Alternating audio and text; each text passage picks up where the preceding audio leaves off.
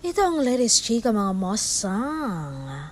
Danay Pangilinan, may matinding sagot sa daming nagtatanong sa kanya kung hanggang kailan niya mamahalin ang kanyang ka-love team na si Bel Mariano. Ito nga ang naging sagot niya.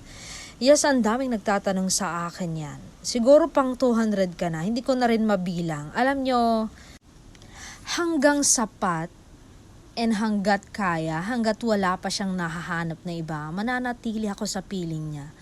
Hindi ko masisisi ang aking sarili na kung bakit ako sumugal dito. Baka dahil siya lang ang nagparamdam ng tunay na pagmamahal at tunay na pagiging totoo sa isa't isa. Kaya kung tatanungin ako ng hanggang kailan mo siya mamahalin, hanggang kailan ko mamahalin si Bel Mariano, siguro hanggang sa dulo ng ating walang hanggan. Kagaya nga sa kanta, hanggang ang puso'y wala nang nararamdaman kahit matapos ang magpakailan pa man at makahanap ng panibagong mamahalin.